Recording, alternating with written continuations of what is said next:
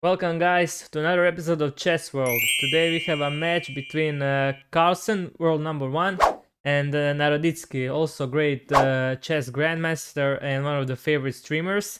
It's a Caro Kann match. It will be very nice, so be sure to stay tuned and check it out. If you like the content, don't forget to subscribe to YouTube. And let's just jump straight into it. Let's go. And the first move of the match is e4, c6. Caro Kann is on the board. Typically in Caro Kann, black gives up the center for easier development. We have d4, d5, e5, and now we have advanced Caro Kann. We have c5. Naroditsky is immediately trying to undermine Carlsen's center with early c5 move. So d takes c5, e6, and queen to g4. Carlsen is bringing heavy pieces in the game, maybe discouraging black bishop to capture the c5 pawn, because then g7 pawn will hang. Knight to d7, knight to f3, and knight takes c5.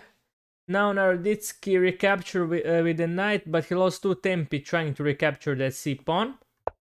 We have bishop e2, simple developing move. Knight to e7, black develop also.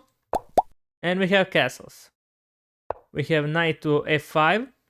This move has a threefold purpose, that is centralizing of the knight, defending g7 pawn, so that bishop can now be developed. We have c4. Carlsen strikes immediately in the center, while Naroditsky king is still uncastled and his black bishop undeveloped. D takes c4. Naroditsky recaptures, opening d file. Maybe better move was to play a4. But okay.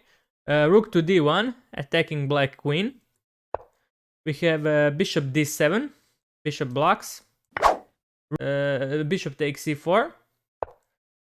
And queen b6, pressuring b2 pawn. Knight to c3. Bishop e7. Black is finally preparing to castle.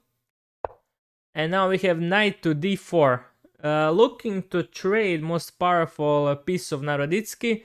If black does not capture, white will capture at opportune moment and open diagonal for white bishop.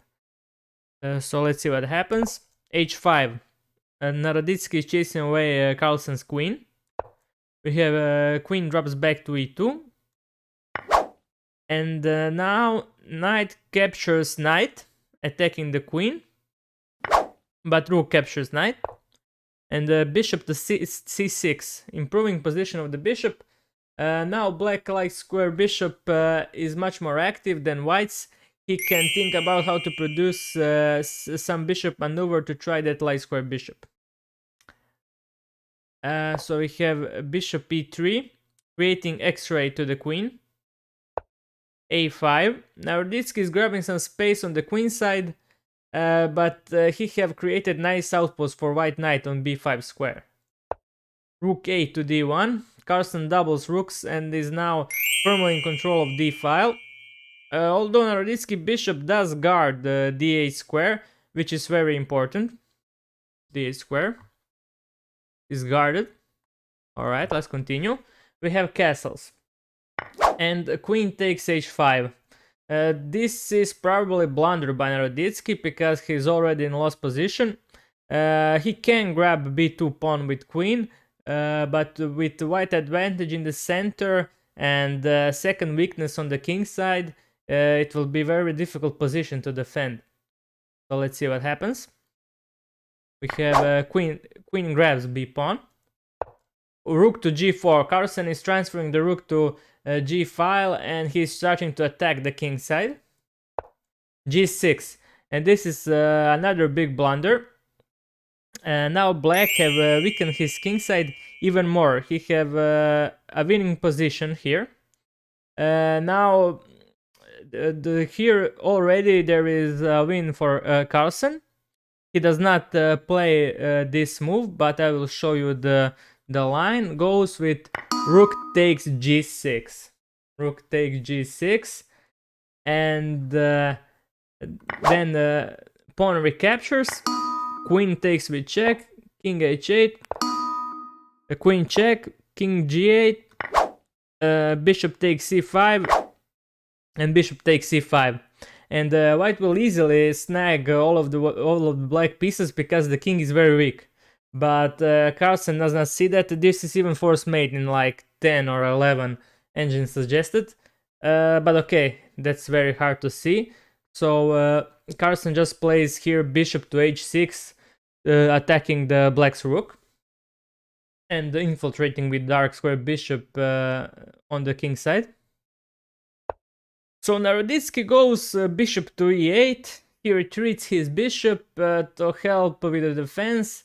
And now in this position we have reached the moment where there is a beautiful tactic. You can try and fight it. I will give you a couple of moments.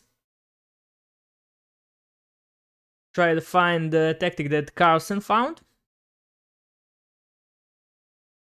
And the move is knight to d5. Knight to d5, sacking the knight so he can open black king. And okay, Naroditsky recaptures with the e-pawn.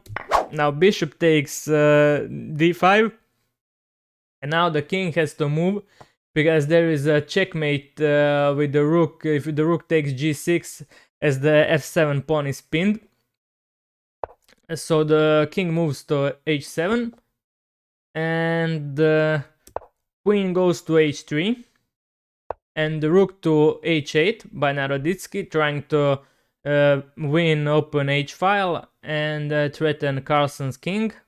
But again, this is blunder, because now we have mate e3 that Carlsen found. I will give you again a couple of moments so you can find it also, and you can also try to mate big grandmaster and streamer Naroditsky.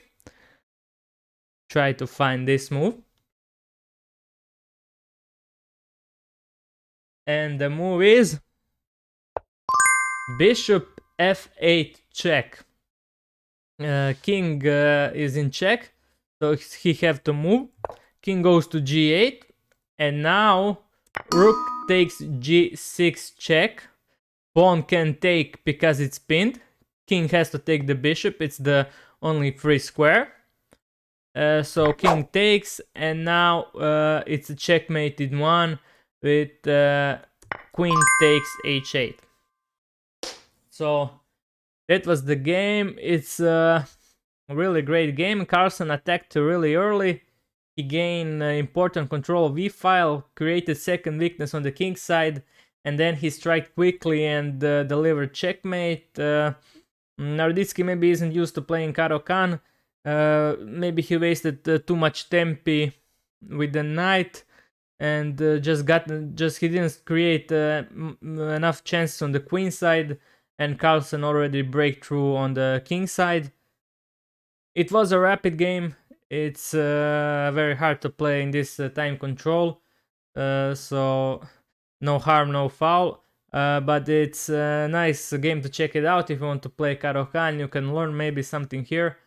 And thank you for watching. If you like the content, subscribe to the channel, and see you all guys in the next episode. Bye bye.